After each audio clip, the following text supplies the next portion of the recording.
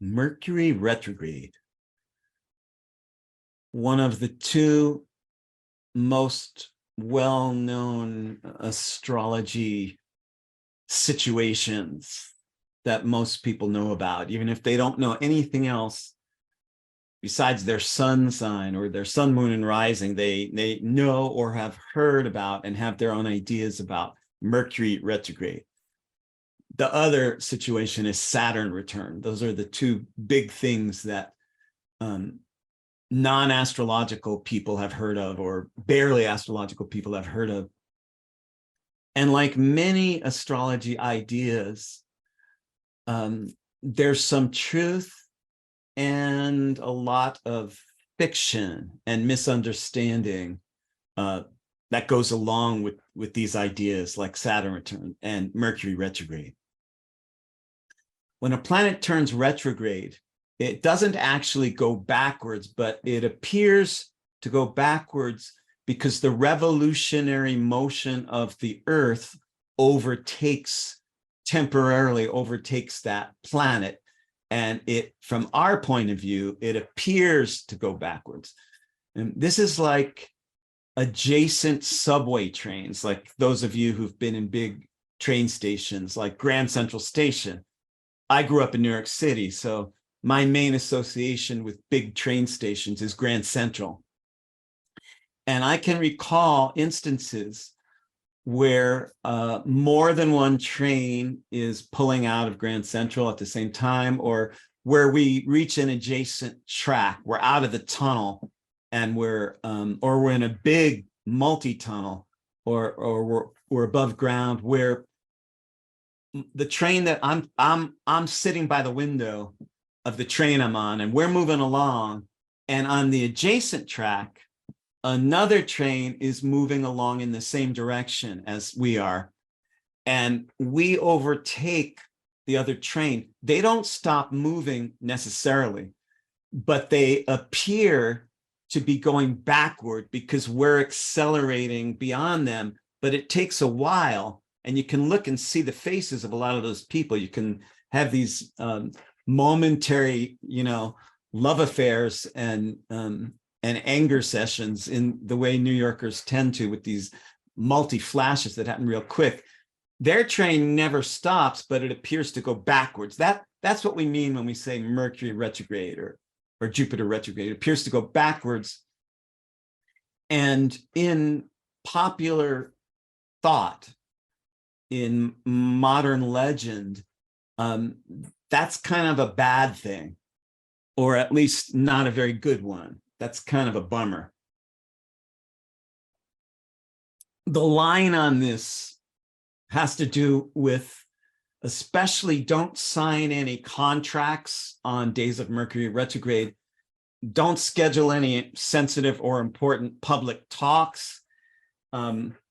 Don't sit down in a divorce court with your spouse, soon to be your ex-spouse, and a bunch of lawyers and things like that. All things that have to do with communication and expression are frowned upon during times of Mercury retrograde.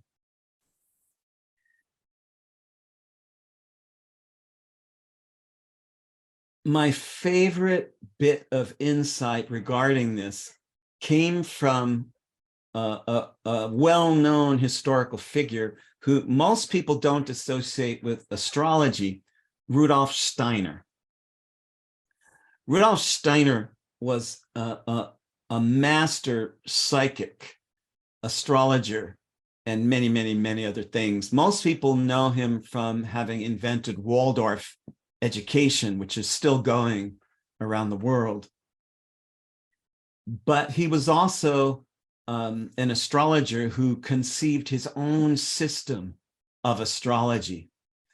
And there's this anecdote that at one public gathering, the gathering was ending, and an associate of Steiner's came up to him and said, "So, I have watched you for years schedule your most sensitive and important talks on days of Mercury retrograde. why would someone who knows as much about astrology as you know ever do anything like that? And reputedly, Steiner looked at the man and smiled and said, if I don't turn it around, who will?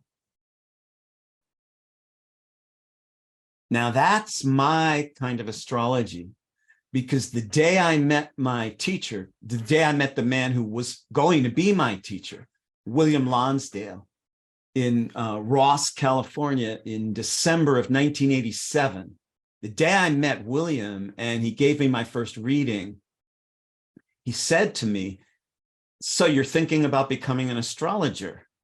Well, I should know a thing or two about that. And if you're going to go in that direction, you need to know a couple things. One is most people who do astrology don't do the real version of it. They're phonies. If you want to do the real astrology, you need to know one thing above all.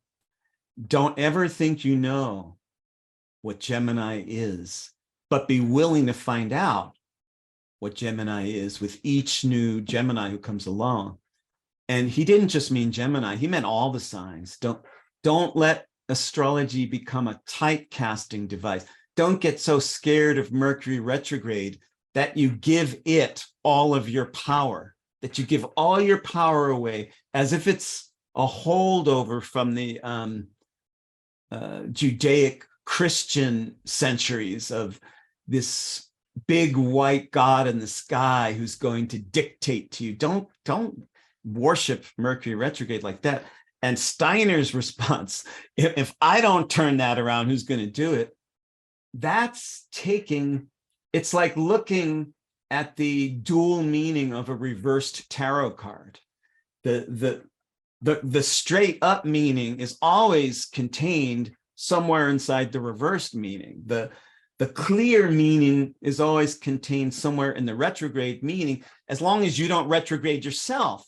As long as you don't get so turned around, you give all your power away to this predestined Mercury God who's going to scare the shit out of you for having a heart-to-heart talk with your boyfriend or going down to address a group of lawyers or something. And Steiner is saying, yeah, there's a sensitivity on those days when Mercury is retrograde. There's a turning inward on those days so that the normal clear expression and communication of Mercury, it doesn't get to go straight out everywhere. It kind of goes around like a loop-de-loop, like on an amusement park ride. It is with a retrograde, you're starting to go toward, in this case, Mercury's clarity, but you go scooping down and in, and you have to grab some other part of yourself first before the loop comes back around and this time completes itself and goes straight out.